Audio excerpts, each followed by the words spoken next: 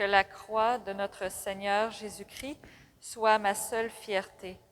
Par elle, le monde est à jamais crucifié pour moi, et moi pour le monde.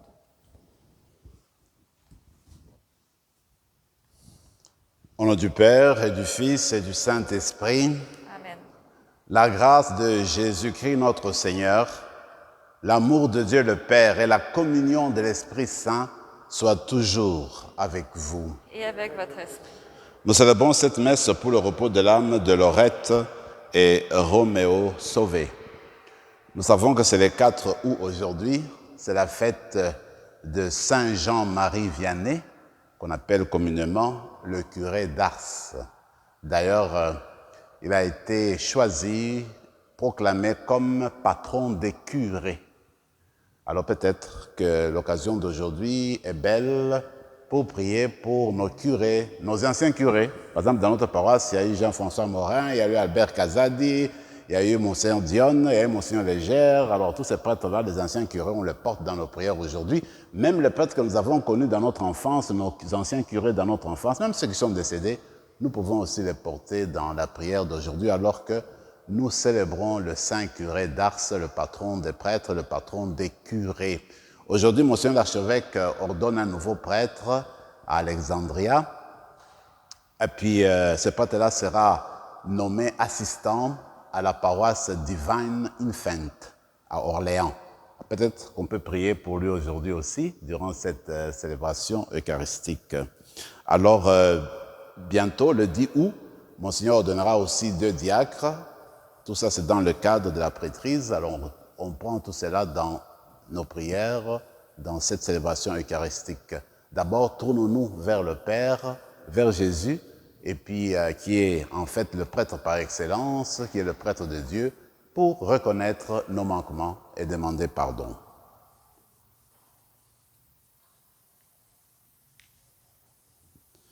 Seigneur, accorde-nous ton pardon.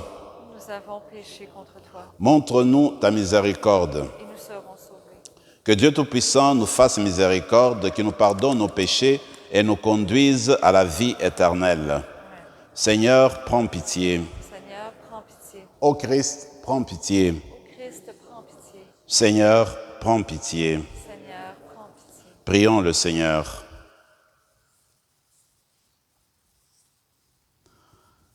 Dieu de puissance et de bonté, tu as fait de Saint Jean-Marie Vianney un prêtre admirable, passionnément dévoué à son ministère. Accorde-nous, par sa prière et à son exemple, d'avoir pour nos frères et sœurs une charité qui les gagne au Christ et d'obtenir avec eux l'éternelle gloire. Par Jésus-Christ, ton Fils, notre Seigneur et notre Dieu, qui règne avec toi et le Saint-Esprit maintenant et pour les siècles des siècles. Amen.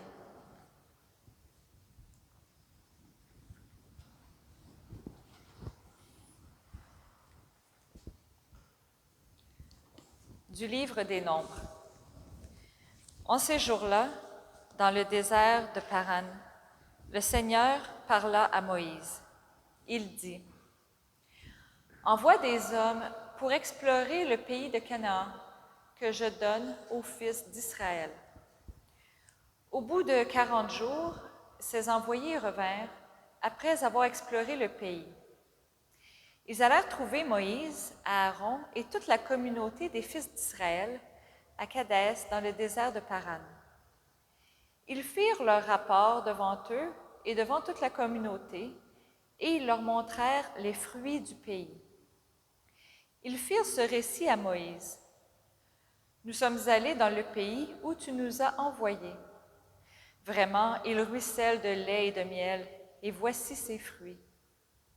Cependant, le peuple qui l'habite est puissant, ses villes sont fortifiées et très grandes. Nous y avons même vu des descendants d'Anak. Les Amalécites habitent le pays du Négev, les Hittites, les Jébuséens et les Amorites habitent la montagne. Les Cananéens habitent le bord de la mer et les rives du Jourdain. Caleb imposa silence au peuple qui faisait face à Moïse et il dit, « Allons-y, Montons prendre possession de ce pays.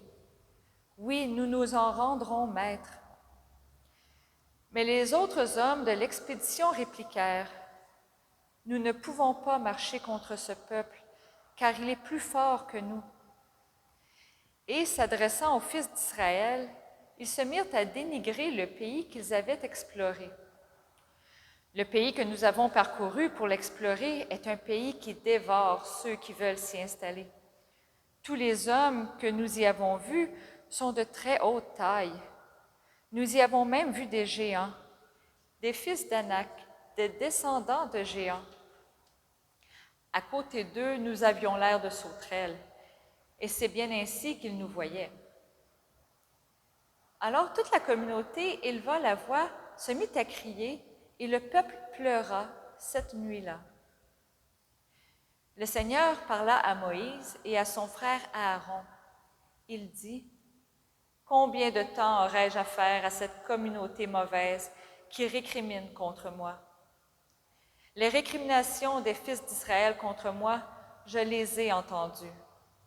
Tu leur diras, « Aussi vrai que je suis vivant, oracle du Seigneur, je vous traiterai selon vos paroles mêmes qui sont arrivées jusqu'à mes oreilles. Vous tous qu'on a recensés, les hommes de 20 ans et plus, vous qui avez récriminé contre moi, vos cadavres resteront dans ce désert. Vous avez exploré le pays pendant 40 jours. Chaque jour vaudra une année. Vous porterez donc le poids de vos fautes pendant 40 ans, et vous saurez ce qu'il en coûte d'encourir ma réprobation. Moi, le Seigneur, j'ai parlé. Oui, c'est ainsi que je traiterai cette communauté mauvaise liguée contre moi. Dans ce désert, tous finiront leur vie. Là, ils mourront. » Parole du Seigneur. Nous rendons grâce à Dieu. Souviens-toi de nous, Seigneur, dans ta bienveillance pour ton peuple. Souviens-toi de nous, Seigneur, dans ta bienveillance pour ton peuple. Avec nos pères, nous avons péché. Nous avons failli et renié. En Égypte, nos pères ont méconnu tes miracles, oublié l'abondance de tes grâces. Souviens-toi, de Seigneur, nous, Seigneur, dans ta bienveillance pour ton peuple. Il s'empresse d'oublier ce qu'il a fait, sans attendre de connaître ses desseins. Ils se livrent à leur convoitise dans le désert. Là, ils mettent Dieu à l'épreuve. Souviens-toi de nous, Seigneur, dans ta bienveillance pour ton peuple. Ils oublient le Dieu qui les sauve, qui a fait des prodiges en Égypte, des miracles au pays de Cham, des actions terrifiantes sur la mer Rouge. Souviens-toi de nous, Seigneur, dans ta bienveillance pour ton peuple. Dieu a décidé de les détruire. C'est alors que Moïse, son élu, surgit sur la brèche devant lui pour empêcher que sa fureur les extermine. Souviens-toi de nous, Seigneur, dans ta bienveillance pour ton peuple. Alléluia, alléluia. Alléluia. Un grand prophète s'est levé parmi nous et Dieu a visité son peuple. Alléluia.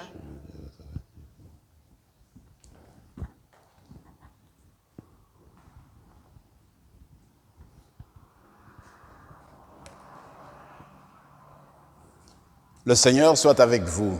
Et avec votre esprit. Évangile de Jésus-Christ selon saint Matthieu. Gloire à toi, Seigneur. En ce temps-là, Jésus se retira dans la région de Tyr et de Sidon. Voici qu'une Cananéenne, venue de ces territoires, disait, en criant, « Prends pitié de moi, Seigneur, fils de David. Ma fille est tourmentée par un démon. » Mais il ne lui répondit pas un mot. Les disciples s'approchèrent pour lui demander, « Renvoie-la, car elle nous poursuit de ses cris. » Jésus répondit, Je m'étais envoyé qu'aux brebis perdues de la maison d'Israël. Mais elle vint se prosterner devant lui en disant, « Seigneur, viens à mon secours. » Il répondit, « Il n'est pas bien de prendre le pain des enfants et de le jeter aux petits chiens. » Elle reprit, « Oui, Seigneur, mais justement, les petits chiens mangent les miettes qui tombent de la table de leur maître. » Jésus répondit, « Femme, grande est ta foi, que tout se passe pour toi comme tu le veux. » Et à l'heure même, sa fille fut guérie. Acclamons la parole du Seigneur. Louange à toi, Seigneur Jésus.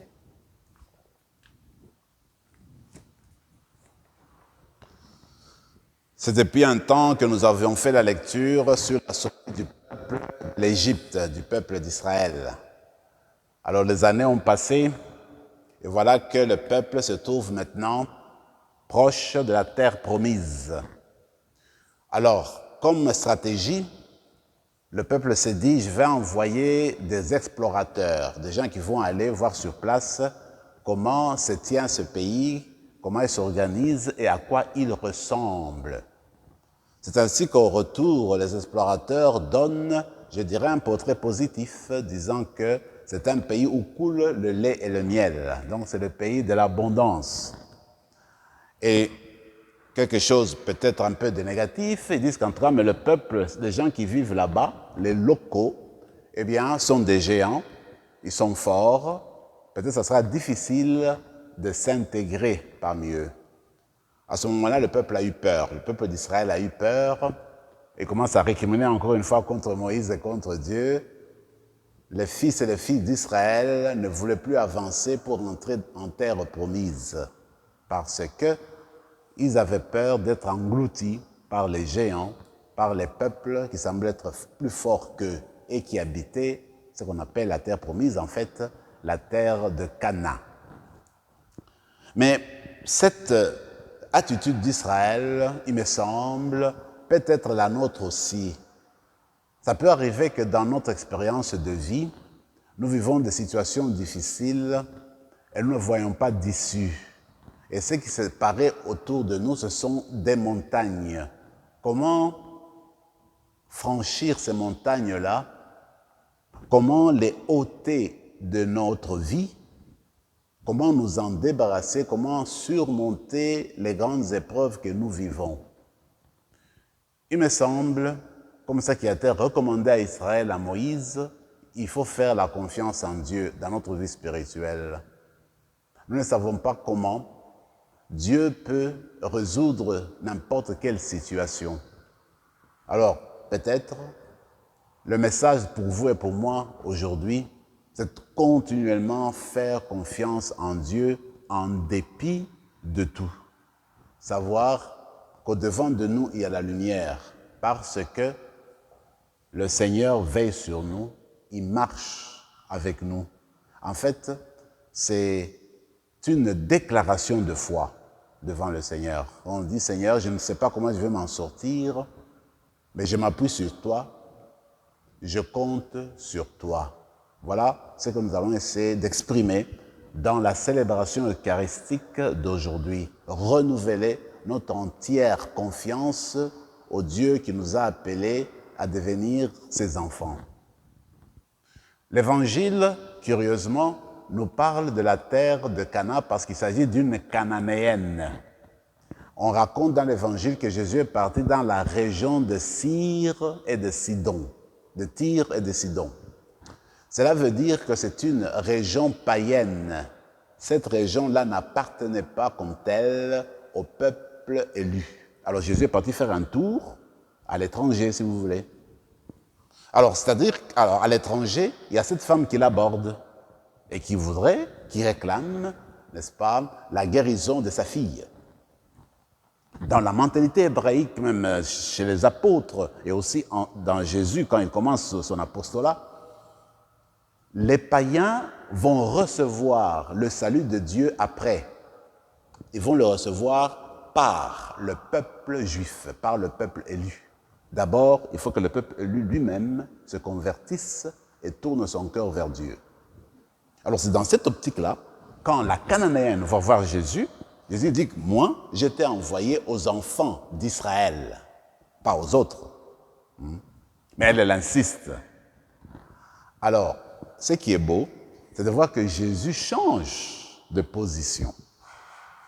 Alors qu'il ne pensait pas s'occuper de cette Cananéenne-là, cette païenne, parce qu'il était occupé avec les enfants d'Israël. Et puis tout d'un coup, il change. Pourquoi?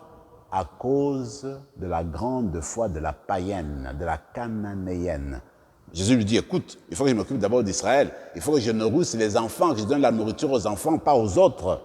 Parce que dans leur expression, petits chiens, ce sont les étrangers, ce sont les païens.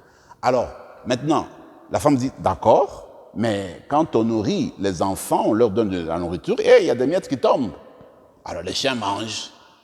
Alors c'est qu'elle aussi peut recevoir la grâce de Dieu. Alors Jésus a été bouleversé, il a été touché par la grande foi de cette femme. Il a complètement changé d'optique. Va, ta fille vit. Et sa fille était guérie. Alors comme pour dire, il me semble, dans tout ce que nous faisons comme êtres humains, nous pouvons avoir une position d'accord pour la discipline, pour l'organisation extérieure. Il faut en tenir compte. Parce que si on n'est pas discipliné, on risque de vivre dans le désordre. Mais toujours est-il que même l'ordre disciplinaire, les lois, les restrictions, tout cela doit toujours tourner autour de l'être humain, de la dignité de la personne. Alors Jésus, il y a cette loi-là que tout le monde disait, puis dans la mentalité hébraïque, oui, d'abord c'est le peuple élu, après les autres vont venir. Devant une situation concrète, un besoin d'une personne, Jésus change totalement, il laisse de côté cette loi-là, il guérit la personne. Donc comme pour dire, pour nous aussi, il faudrait toujours, n'importe quoi que nous fassions, même si nous posons des barrières pour continuer à vivre convenablement, c'est bien, mais jamais oublier la dignité de la personne humaine. Tout doit tourner autour de la personne humaine. Je termine avec Saint Jean-Marie Vianney, qui est le curé d'Ars, dont c'est la fête aujourd'hui. J'avais eu l'occasion de visiter Ars il y a plusieurs années, c'était ma première fois à ce moment-là en tout cas. D'abord, je me demandais Ars, où est-ce que ça se trouve? J'ai découvert que c'était proche de la ville de Lyon. Alors, quand tu entres dans Ars, au tout début de l'entrée, il y a la statue du curé d'Ars qui est debout, et puis il pointe au ciel comme ça. Et à côté de lui, il y a un jeune garçon qui pointe comme ça. Alors on raconte que dans l'histoire du curé d'Ars, quand il a été nommé curé, il ne savait pas où se trouvait Ars. On lui a dit la direction, d'accord. Il a pris sa mallette et il marchait. Alors en cours de route, quand il s'approche de Ars, il rencontre un petit garçon. Il dit, mon enfant, peux-tu me désigner, me dire où je dois partir pour arriver à Ars? Oh, monsieur le curé, c'est par là. Alors lui dit, merci mon enfant, tu m'as montré le chemin pour Ars, moi, je te montrerai le chemin pour aller au ciel. Voilà. Donc, pour dire, voilà, il me semble que cela résume très bien, en fait, le travail du curé d'Ars, ce qu'il a essayé de faire à Ars. On sait que quand on l'a nommé à Ars, en fait, c'était plus ou moins se débarrasser de lui. Pas dans le mauvais sens, mais l'évêque ne savait pas où le mettre. Parce que lui avait beaucoup de la difficulté, disons, du point de vue intellectuel. Alors, quand il a été ordonné prêtre, encore avec hésitation, on a dû prendre un prêtre pour le suivre des prêtres, c'était difficile, plusieurs années. En tout cas, toujours est-il qu'il a été ordonné. Mais maintenant, pour le nommer, où est-ce qu'on va le nommer? Mais là, c'est une grosse paroisse, est-ce qu'il saura se débrouiller dans cette paroisse-là? Mais non, là non plus, où est-ce qu'on va le mettre? Finalement, oh, il y a Ars, c'est un petit coin de rien du tout, et puis les gens ne pratiquent même pas tellement, et puis c'est un petit village. Je pense qu'il saura se débrouiller là-bas, on va l'envoyer là. C'est ainsi que Jean-Marie Vianney s'est retrouvé à Ars. Arrivé là, c'est vrai que les gens ne pratiquaient pas du tout. Alors dans sa vie spirituelle, il s'est dit par la prière, par la pénitence, le renoncement et tout ce que je vais faire, eh bien, je vais obtenir la conversion de mes paroissiens. À la fin de sa vie, Ars a été connu dans le monde entier. Alors tout le monde quittait la France pour aller à Ars, parce qu'il voulait se confesser chez le curé d'Ars. De toute façon, ce sont des choses qui viennent nous chercher pour dire qu'avec la force de la prière, avec la foi, on peut faire beaucoup. Il se reconnaissait qu'il était faible, mais il s'est dit, si je dois enseigner le peuple de Dieu, de la parole de Dieu, il faut que d'abord moi-même je sois enseigné par cette même parole. Voilà pourquoi il passait des heures et des heures d'adoration, des heures et des heures de prière, des heures et des heures de méditation. Et tout le monde était épaté de ses prédications. Lui, qu'on disait qu'il ne savait rien au séminaire. La grâce de Dieu, l'Esprit de Dieu qui peut transformer les choses. Alors dans ce sens-là, on va louer le Seigneur pour le curé d'Ars et puis lui demander, lui qui est au ciel, eh bien, qui transforme le curé de nous, le cœur de plusieurs curés, dont moi-même, eh bien, qu'on essaie comme lui de rendre présent, de rendre vivante la parole de Dieu aujourd'hui. Et que l'Eucharistie qu'on célèbre, que lui aussi a célébré plusieurs fois, eh bien, cette Eucharistie-là serve à nous faire grandir davantage dans l'amour pour Dieu et dans l'amour pour le prochain. Amen.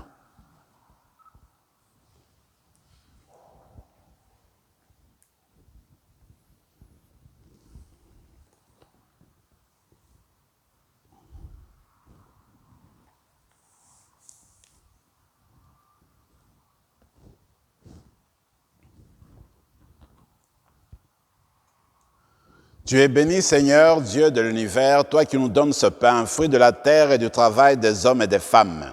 Nous te le présentons, il deviendra le pain du royaume éternel. Béni soit Dieu, maintenant et toujours.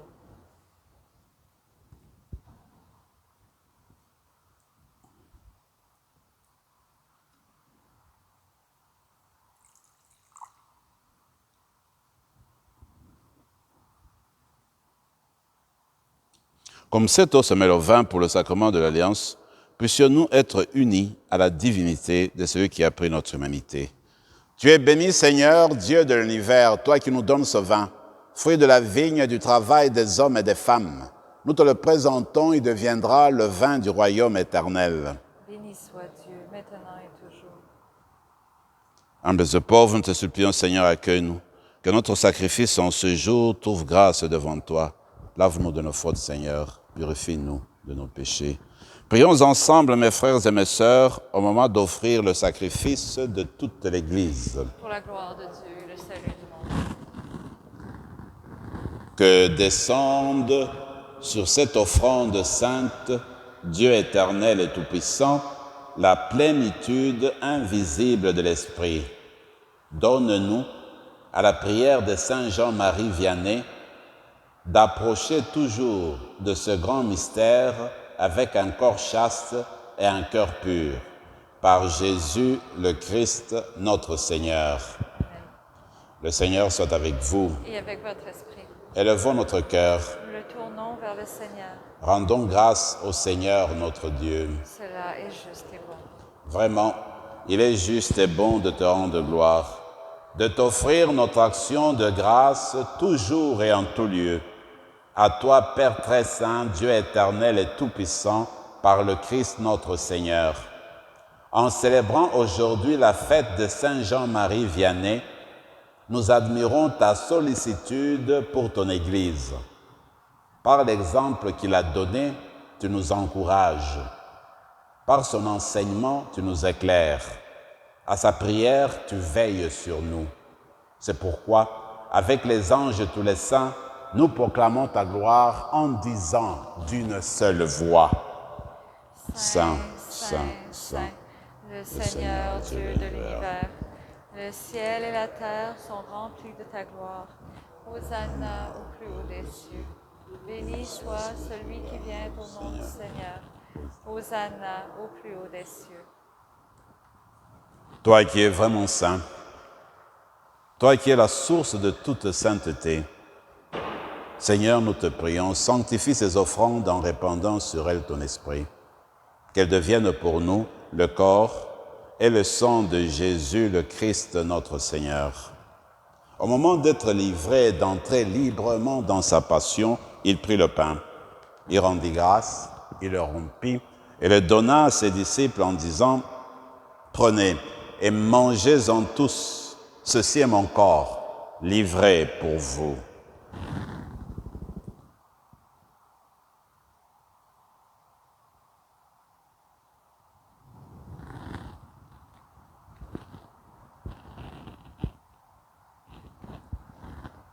De même, à la fin du repas, il prit la coupe. De nouveau, il rendit grâce et la donna à ses disciples en disant, « Prenez et buvez-en tous, car ceci est la coupe de mon sang, le sang de l'alliance nouvelle et éternelle, qui sera versé pour vous et pour la multitude en rémission des péchés. Vous ferez cela en mémoire de moi. »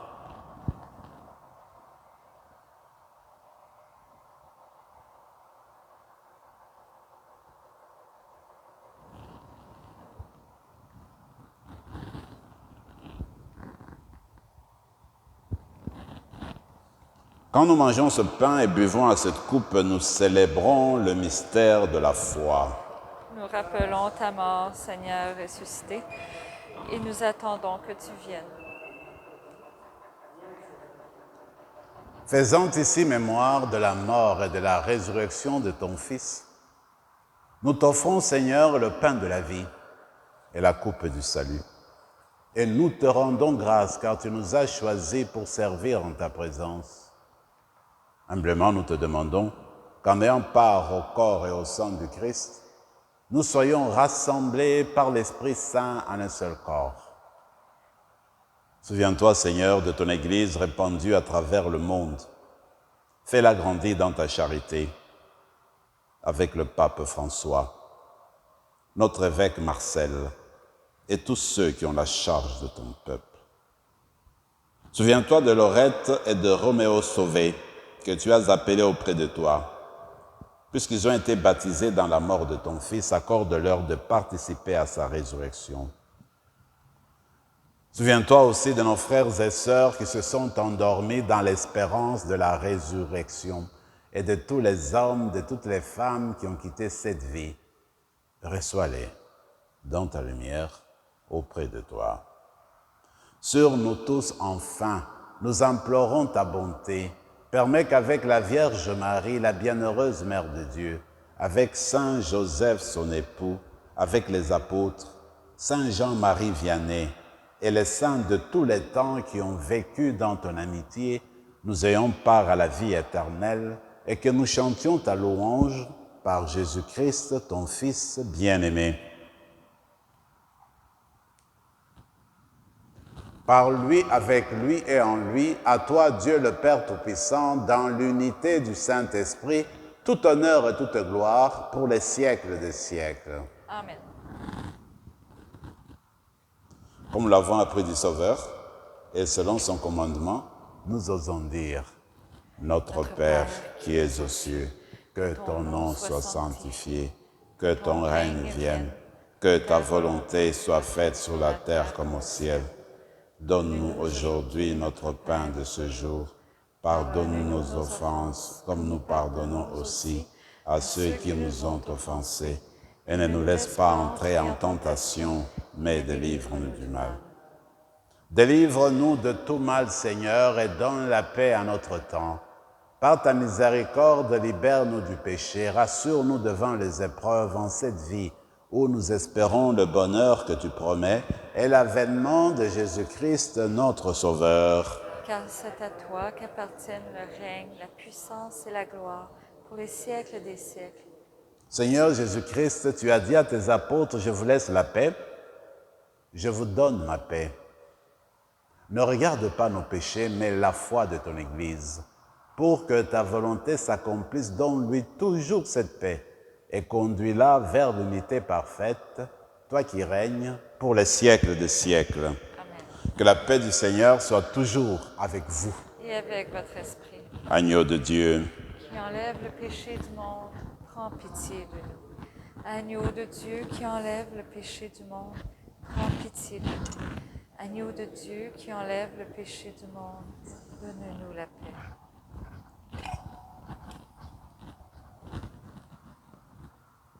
que le corps et le sang de Jésus-Christ réunis en cette coupe nourrissent en nous la vie éternelle. Seigneur Jésus-Christ, que cette communion à ton corps et à ton sang n'entraîne pour nous ni jugement ni condamnation, mais qu'elle soutienne notre esprit et notre corps et nous donne la guérison. Heureux les invités au repas du Seigneur. Voici le prêtre de Dieu. Il est l'agneau de Dieu qui enlève le péché du monde. Seigneur, je ne suis pas digne de te recevoir, mais dis seulement une parole et je serai guéri.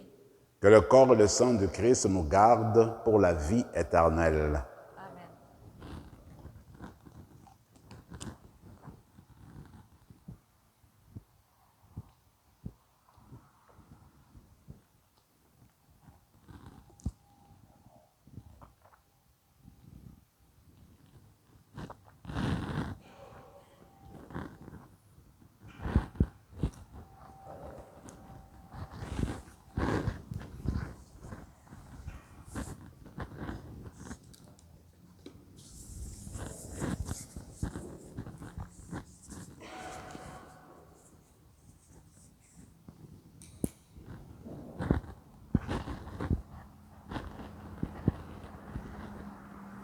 Corps du Christ. Corps du Christ. Corps du Christ. Le corps du Christ. Corps du Christ. Corps du Christ. Le corps du Christ. Le corps du Christ. Le corps du Christ.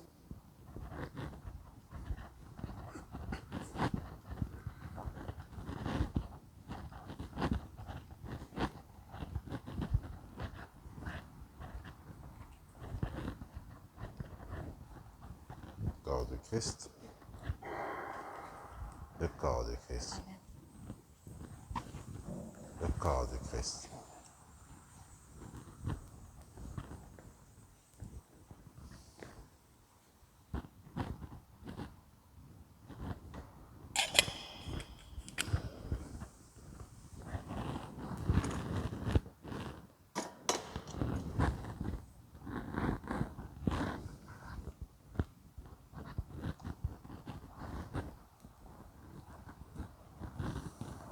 Prenons quelques temps de silence et de prière pour entrer en communion avec les personnes qui suivent cette messe aussi, qui vont la suivre sur YouTube, pour que cette communion que nous recevons spirituellement et physiquement fasse de nous un seul peuple.